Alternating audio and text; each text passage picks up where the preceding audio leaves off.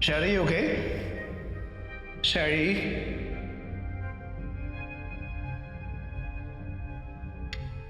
Sherry?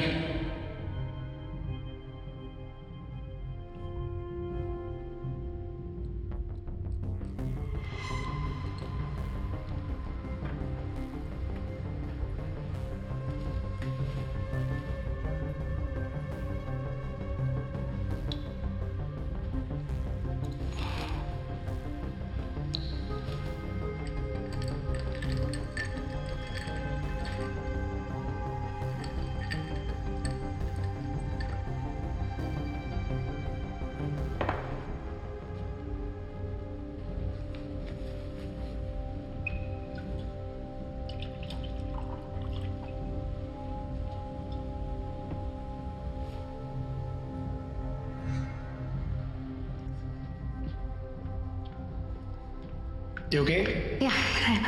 Sherry, yun na. Mag-book na ako. Alis na tayo. Sherry, calm lang.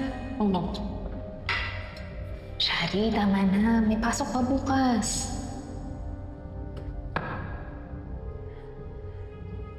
Hindi na tayo. Sir, baka mauna na po kami.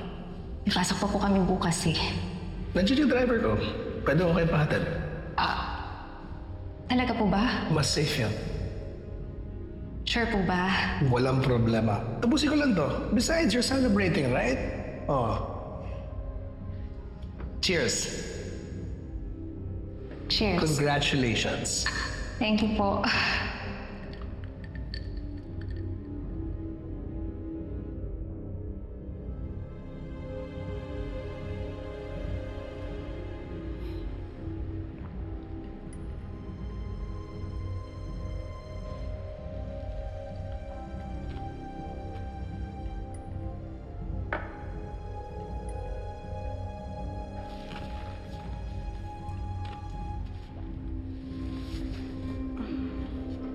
Sherry?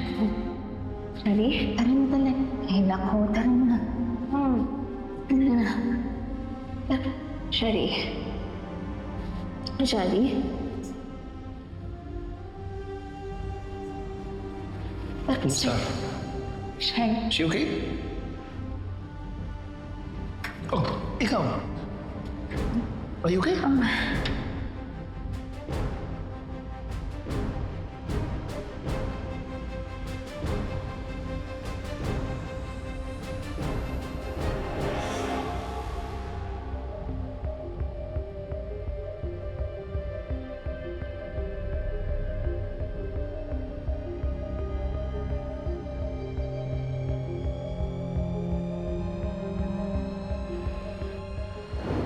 I was too late. Then I was too drunk.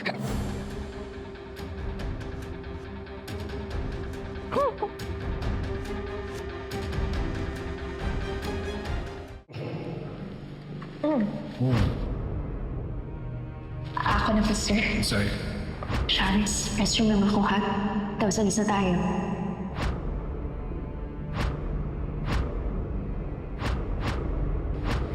Oh, ikaw. Are you okay?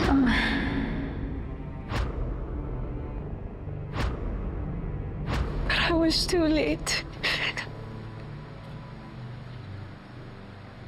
Then I was too drunk.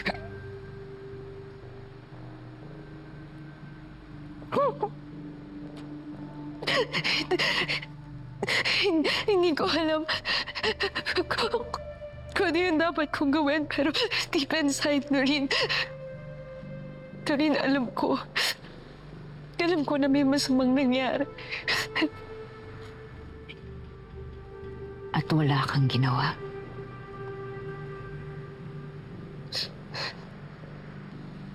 Doreen, sinubukan ko. Kinausap ko si Sir Eddie.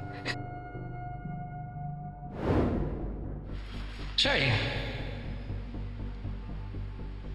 Pwede po ba kayo makausap? Yeah, anything. Tungkol po sana sa nangyari kagabi. Wasn't it fun? I had fun. I hope you enjoyed kasi yung picture mo. Nakita ko po kayo. na may nilagay kayo sa inumin ni Helena.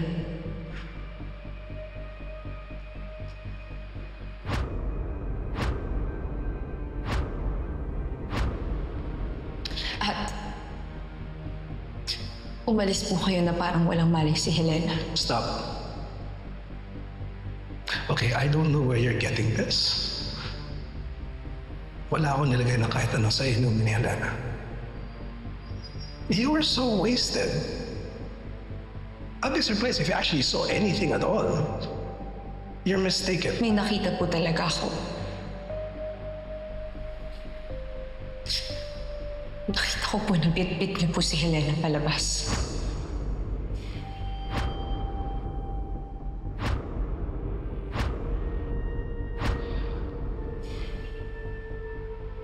Yes, Sherry, Helena and I, we went home together. We left together. Whatever you're insinuating here, I don't appreciate it. Listen, Helena is an adult. She is a grown woman. Alam niya kung anong pinasok niya. Alam niya kung ano ang gusto niya. I just gave it to her.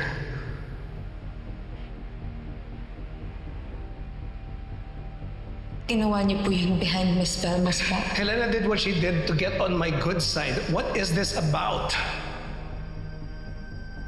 Wait a minute. Is that what this is?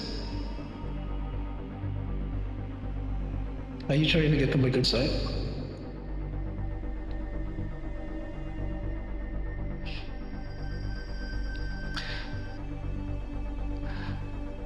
Lahat ng binigay ko kay Helena, pwede ko ibigay sa'yo. I am teasing. Ano ko ba? But seriously, kahit anong kailangan mo, tawagan mo lang ako. Anytime. Okay? One more thing.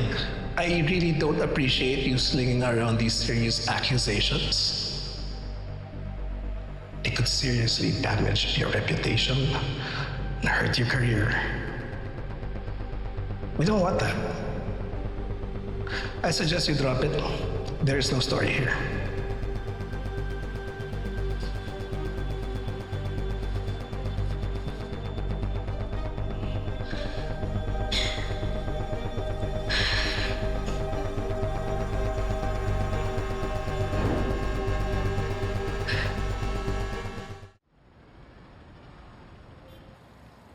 Doreen,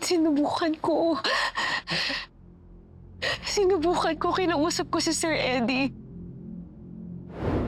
Listen, Helena is an adult. She is a grown woman. Alam niya kung anong pinasok niya. Alam niya kung ano ang gusto niya. I just gave it to her.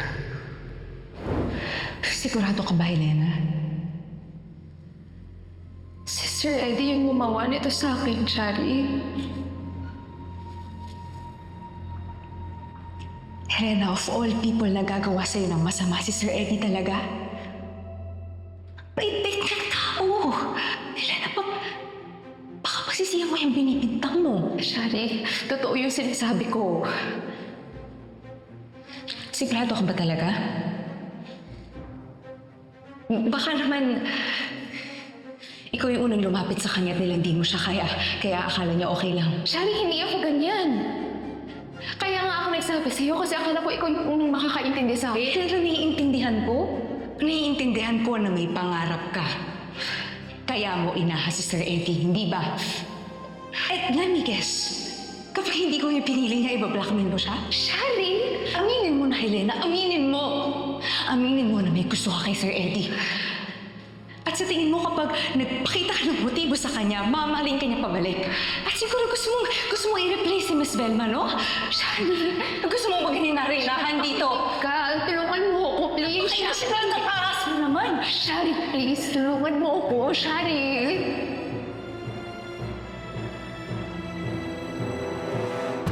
According to the police, kung sino man ang Marie Armani na to, ang prime suspect nila ay si Shari.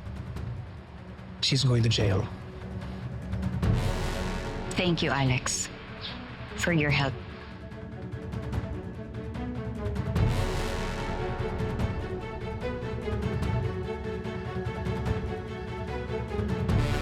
napilitan lang din akong pirmahan yung affidavit na ginawa ni Miss Melma. Na nangangakong hindi ako tatayong witness sa kung ano man nangyari. Pinagpalit mo ang pagkakaibigan niyo ni ate kasi makasarili ka. Kasi ang damot-damot mo. Kahit ano gagawin ko na rin. Alam ko hindi ko na mababalik yung ate mo, pero kahit ano, kaya kong gawin. Napakasakit malaman sa ibang tao yung totoo. Bawat detalye. Inapoy nila yung ate ko.